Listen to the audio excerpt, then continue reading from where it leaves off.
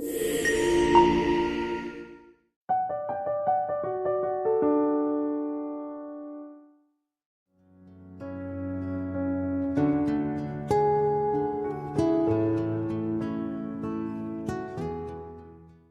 and blessings, everyone. It's me, Dr. Sabrina, and welcome back to Soul Speak Conversations for Your Healing Journey, where so many of you have sent questions from your heart, and me, and sometimes a guest, we do our best to answer them from our hearts. And so today, I feel very fortunate to have a guest with me who together we will do our best to answer this very common, complex, and also challenging question.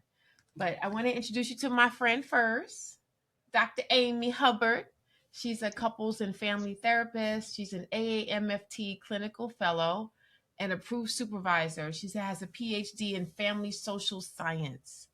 She is a mid-career clinician in the trenches of full-time practice.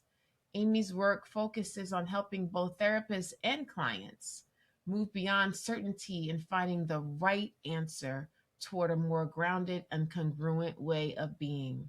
A core part of her approach, to therapy and life is that growth happens in the discomfort of ambiguity. That not having all the answers is a clinical and a relational strength. Through her writing and her upcoming book project, Stay Confused, she advocates for a brand of therapy rooted in nuance and curiosity. Amy is dedicated to working alongside her peers and clients as they navigate the complexity of modern relationships and the evolving identity of therapists. And I must say, I'm going to give a little plug for Amy's book because Dr. Sabrina is in it. I'm looking forward to Staying Confused. But welcome, Amy. Yes, thank you. Thank you so much for having me. I'm excited for you. And where are Yes. you hailing from in this moment? I'm in Kansas City metro area, so Okay. um, here in the Midwest. Yeah. You're in the middle of the United States. Yeah, we're like right smack dab in the middle almost, it feels Smack like. dab in the middle. Yeah. So this hmm question, we may hmm end up landing in somewhere in the middle for this Yes. person. hmm So this question comes from HM, Okay. and she says, "Dear Dr. Sabrina, I discovered my husband of only 5 years was on a dating site. When I confronted him about it, he begged for forgiveness. My conditions for renewing the relationship was that he seek therapy. I feel like I can't get us out of the quote holding pattern until he does some work on himself. I now wear a mask that we are fine, but I am still struggling. Am I being fair?" Mm, Ooh, HM. that's such a Where big, shall we heavy begin? question. Yeah. Yeah. Yeah, I think there's so many pieces there, but I think the part that stood out to me the most was that idea of wearing a mask. Mm. And that's just like what a weight to carry. Because Mm-hmm. I think of like, at what cost is wearing that mask come for you, right? Like, what's Mm. the cost of that? Mm. So that's the first question you would ask HM. What is the cost of Yeah, wearing this yeah, mask? right. Because it's that piece of like when we pretend we're fine on the outside, there is a cost to us for when it's not fine on the inside. And Mm-hmm. for a lot of couples, that can come up out as resentment, it can come out in anger. I often joke that feelings come out sideways. So even if we stuff them down deep and pretend they're fine, it can come out in a wonky way. Yes. So even when you said that, even when I read the question, I was reminded of how many hundreds of years women hmm have worn the mask. hmm 800 years hmm ago, Rumi wrote a poem about take off your mask. Who Yes. are you underneath? hmm And here we are Oh, yeah. with the same question. Oh, it's so powerful because I think to your point is like culturally, women are also often highly conditioned to be peacekeepers, right? Mhm, That mhm, idea, even that women have the tendency of a tend and befriend reflex when they're in a fight or flight stance. And so uh, the challenge is that you give away some of yourself in trying to keep the peace, and you sacrifice often the relationship you want to try and keep things steady here. Mm-hmm. Yeah. Can you tell people more about that tend and befriend that you just Hmm. talked about? Yeah, so they found that this idea that there's the fight or flight response of like fight, flight, and now we talk about freeze, but that there's Mhm. also this idea of tend and befriend response, and so that Mm. they found that in particular with women. There is this response in a stress or a trauma situation to kind of caretake, to that Mhm. idea when you think of like circling the wagons, it's the idea of like, let's get everyone together to be okay in times of stress, seeking out connection. And that's actually a pretty adaptive response a lot of times. The challenge being that when, with any stress response, when we live in it, it becomes kind of this it can become an unhealthy coping skill because anything Mm. you live in, right, is challenging. Because if you're constantly focused on connection and caring and tending to others, um, you're not tending to yourself. Yeah. So by nature, women, because we have so much of the hormone oxytocin like soaring through Hmm. our being, we do have Hmm. the tendency to tend and befriend. But what I hear you Hmm. say is it's a great quality to carry within us until Hmm. Hmm. we are actually hit ourselves when our hearts are injured. Oh, sure, sure, right? Because I think of it as so often I've worked with women across the years where um, they're so focused on others and so focused on caretaking, and whether that's a result of cultural messages or family messages, that they're the last person on their to-do list, so they never get to them. And that physically and Mm. emotionally comes at a cost because your needs and wants are never tended to. And I think of it as like there's this part of those women who are often like just longing to be seen and loved and cared Mm. for, but often really struggle to even ask for it or even allow it if it does happen. Yeah. And even like HM, just when you Hmm. said last on the to-do list, I literally hear that in her question. Her husband has been on a dating site. It's not clear whether he's gone on dates, but it's likely.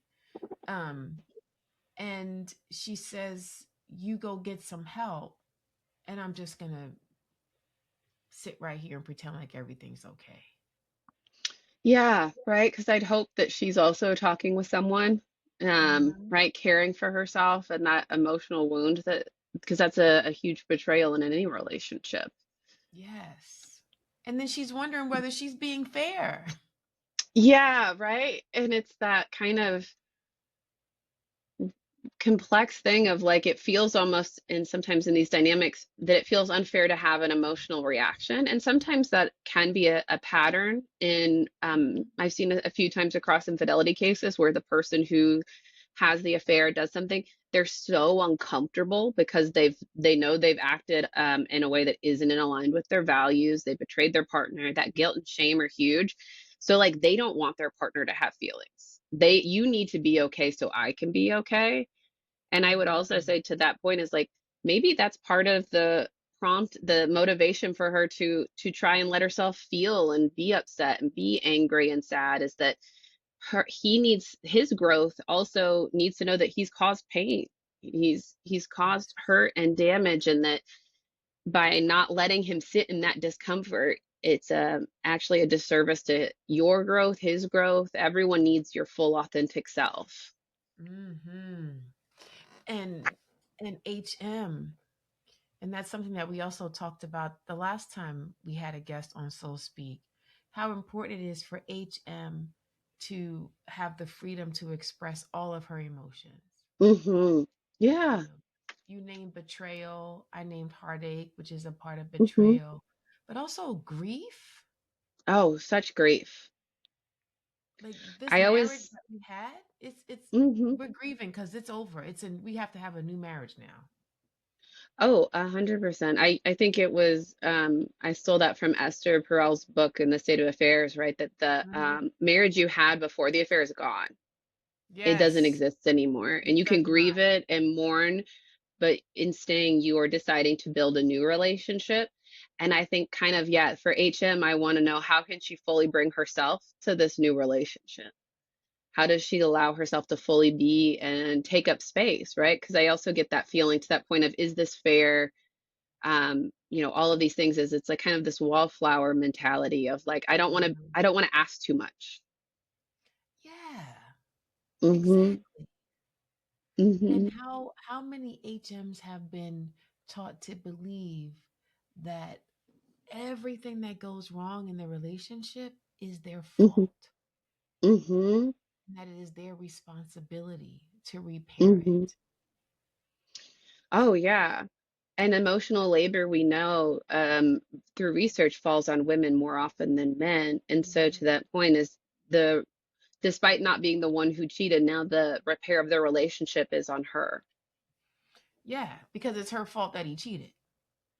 Yeah, and like she has to make him go to therapy. She'll probably have to be the one who asks for couples therapy. All of those little pieces where that emotional labor, it's labor. And it also is part of what fuels resentment and hurt, and it delays Mhm. the healing process. It's like that inflammation in your body, like it just keeps inflaming and nothing can get better with all of that. Absolutely. And also, what happens to us physically, physiologically, Mm-hmm. when we experience this kind of heartache? Mm, Every organ right. is hit by it. Mm-hmm. Oh, it's such a whole grief is such a whole body experience, right? Hmm. And so it is, it hits everywhere, and and also a lot of people with infidelity, it brings up insecurities and all sorts of kind of just whole body kind of feelings. Yeah. And old injuries too. Mm-hmm. Yeah. So we talked briefly about I heard you say you were hopeful that HM was getting her own help. Mm-hmm. What do you think would be one of her first steps? Mm. For what we're talking about, I often think of the idea of Virginia Satir's congruence. Hmm. I always loved that idea that we have to consider ourselves, others, and context. And my guess would be that HM focuses a lot on others and context. And if she focuses on self, it's in terms of what have I done wrong? And Hmm. so it would be more of like, how does she connect to that idea of taking up space, kind of understanding what's led her to a place where she has such a hard time taking space up, asking for her needs and wants to be met, expressing herself. Because if she's experiencing all this pain, why does it feel so stuck? Is it stuck in her throat? Is it stuck in this kind of intense pressure in her body? Is it kind of where is it physiologically and emotionally stuck for her? So that's really important for her to identify where it is in her body. She doesn't say whether she has sought therapy for herself, but I did hear Mm-hmm. you say that you think that's a good plan for her is to get some help just for herself Oh, for as sure. well. Hmm. Oh, 100%. I mean, of Hmm. course, as a couples therapist, I'm a proponent of doing couples therapy. Hmm. Um, but I think of it because I think sometimes that's the place that she can practice those skills, right? To Yes. practice in the moment with him, saying what her hurt is, letting herself. And to be fair, I have a lot of like partners where they don't like that I'm doing that work and letting their partner be mad and upset. And they want this to just be over. Why can't we get over this? Is something I hear a lot. Why can't we be done with this? Unfortunately, it just doesn't work like that. I Mm-mm. often use the metaphor that like you can't set a bone that's broken in a non-painful way. And right, it Yes. there's no pain-free way through this. Mm-mm. No. And that I got yeah, go ahead. exciting because I Yeah. literally said the same thing 2 days ago to a couple I'm working with. Oh, how And we did funny. not prepare this conversation. No. I'm sorry, I got It's just a excited. good Keep talking. metaphor. It's a Keep good talking. one. It's a great metaphor. I literally just used it 2 days ago. Yeah. Oh yeah, I like that one because I use it a lot because it's also super common in infidelity for information to slowly trickle out or for people to be hiding and untruthful and kind of lying about things to try because it there's this feeling of like, well, I have to protect them from what I've done. But I often use the Mm. saying of like, yeah, but you just keep re-breaking the arm. We heal it a little bit Mm. here, and then now it's broken again. And so that's why we've got to be transparent. You've got to be upfront with your partner in this process, because there's no healing that happens in this process, and new information just causes a new break. Absolutely. And even putting the cast on. And if we, Oh yeah.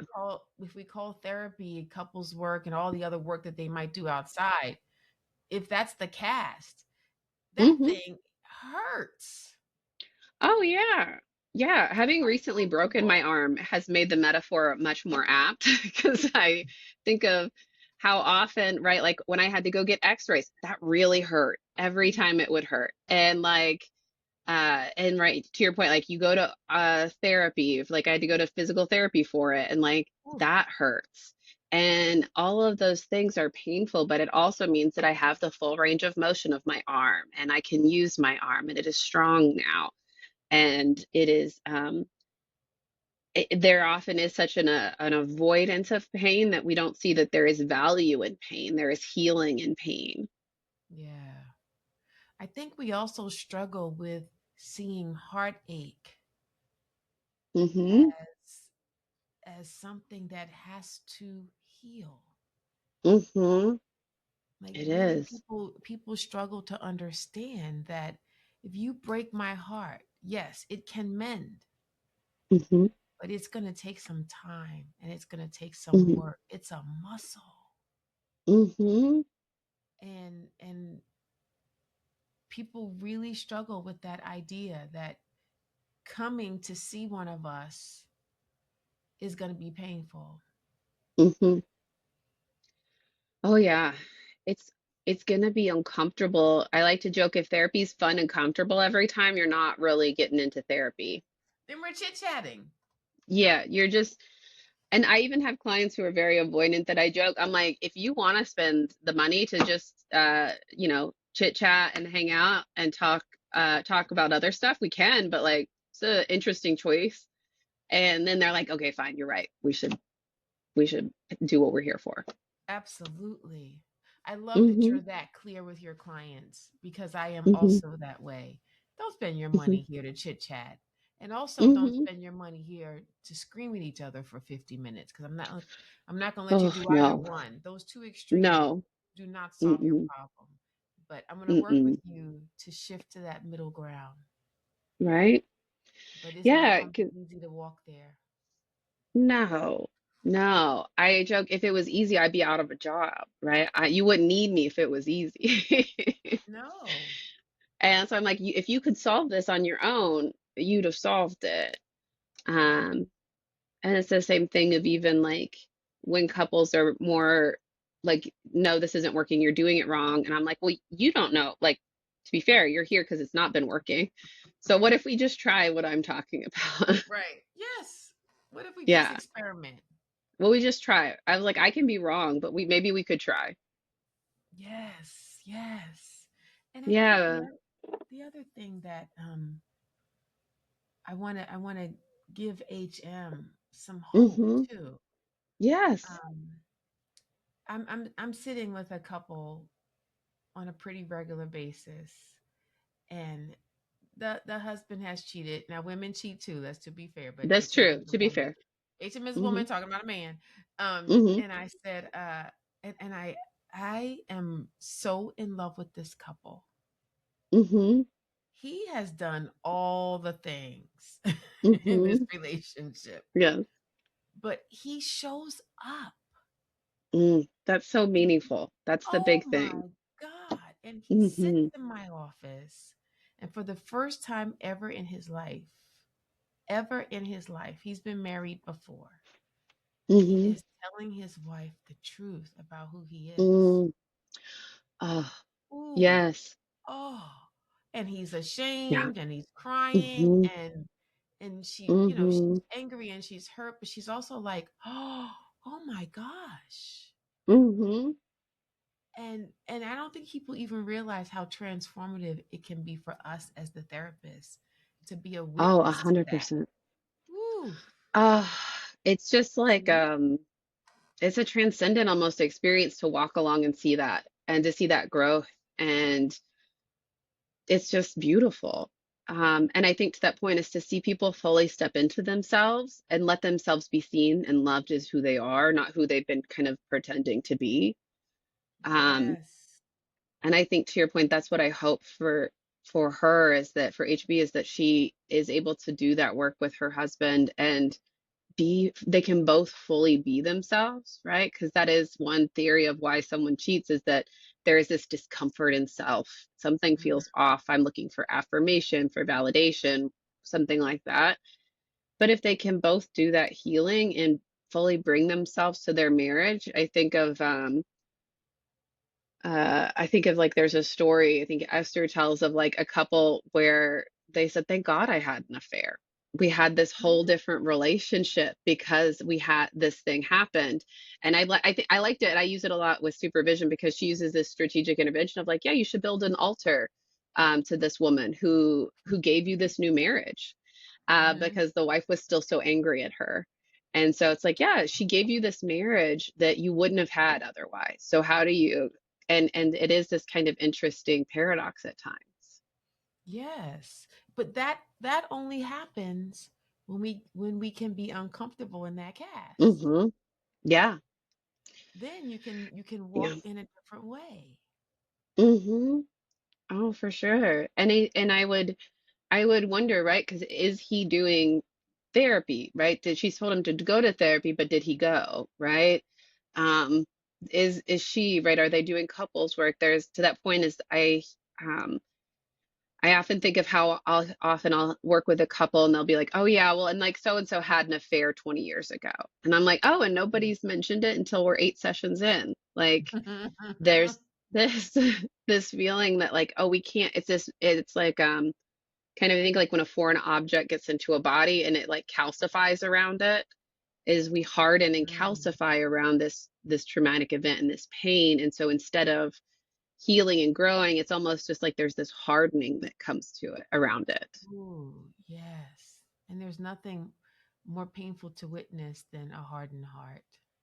No, right. Because it's to that point is like it doesn't allow her to feel heal and feel seen and loved. And paradoxically, it won't allow him either. No. And the other thing that came to me was, yes, there's hope for HM if the two of them Hmm. decide they want to have a new relationship, and how beautiful both of us have witnessed Hmm. that happening to people. Yes. Yeah. So we Oh, know, we yeah. know Hmm. it's possible. Yes. And Hmm. then also, if HM decides that she no longer wants to wear the mask and Hmm. end the marriage, Hmm. Yeah. and how do we, people like you and I, help her walk through that chapter if that is the choice that she makes? Oh, yeah. Yeah. And I'd say this is an instance where I most often have someone ask me, what do I do?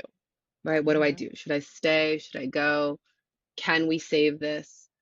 Um, and it's really hard because I often to that same idea is like I have to put it back of like I think this is an uncomfortability, discomfort you need to sit in Mm-hmm. of because I was like I can't make the decision for you. I can tell you Right. there are people who are happier when they leave and people who are happier when they stay, and like I won't know the best choice for you. And it's really uncomfortable, right, to sit in that unknown.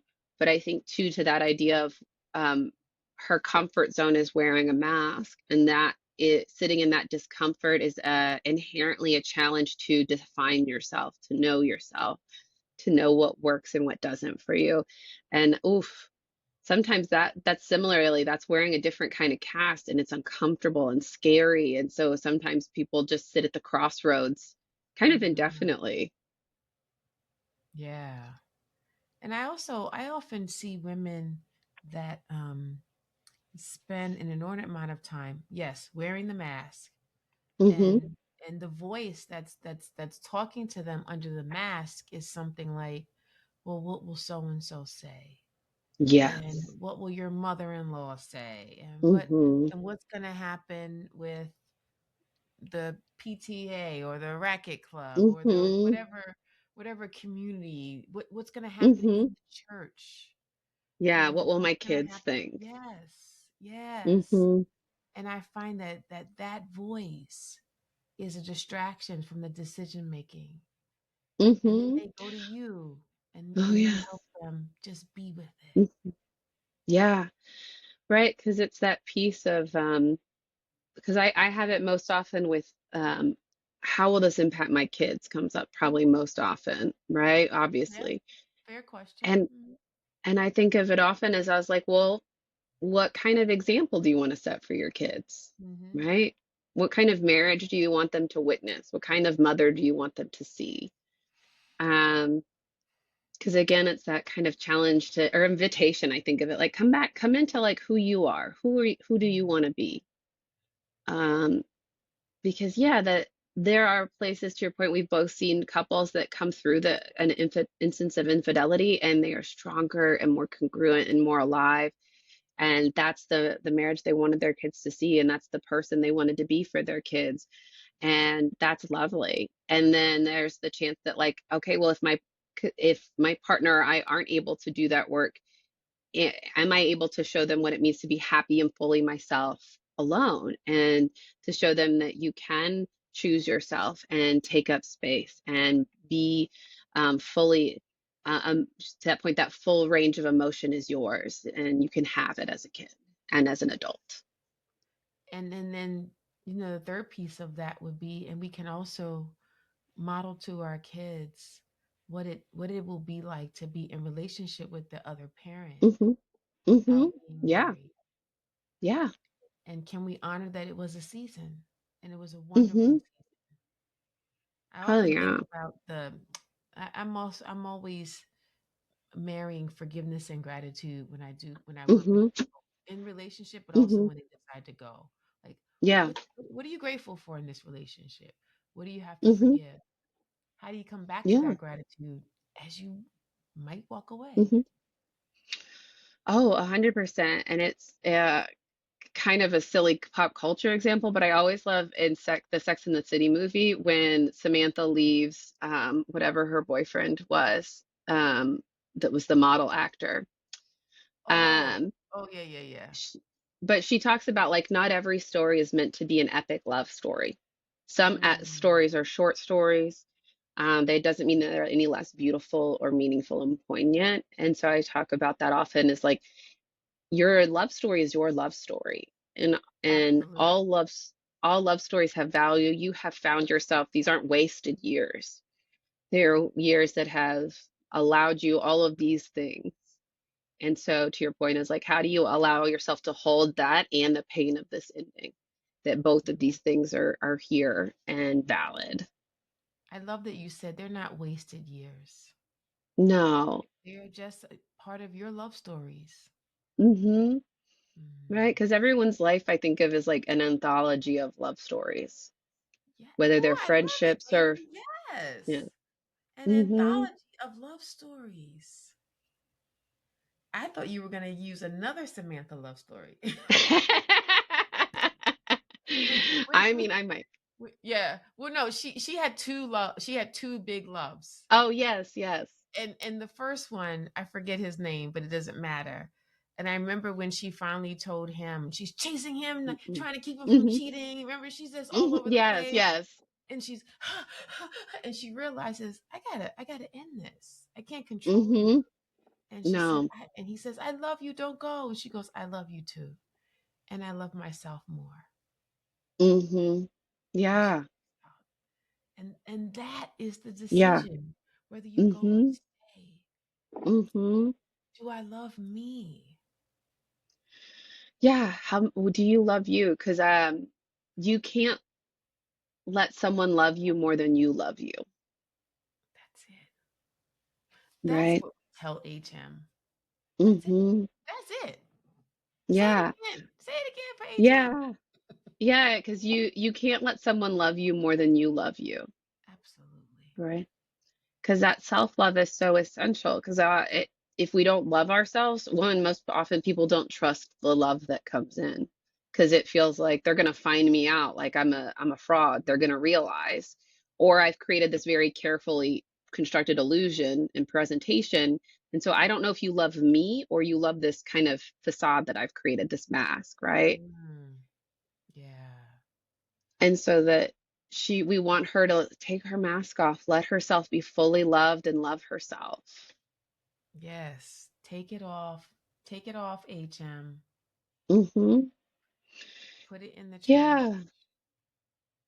And if he can't hold her pain at this time, that's where if you have trusted friends and family in your life, because infidelity is one of those things a pain people tend to keep very private and they won't Mm, share because there's such fear of backlash and my partner will be judged or my friend will say I should leave or they'll tell me what to do. And to be fair, there are yeah. definitely issues that sometimes where people have a very specific outcome they think should happen. But if I like to say, if you have friends and family members who can hold that, like you want this to work, and you have concerns, that those are very precious resources because that's a place where you can practice being fully yourself. You can practice fully kind of allowing that pain and grief and heartache to live, um, and seeing how that feels and kind of practice strengthening that muscle to take back to her husband.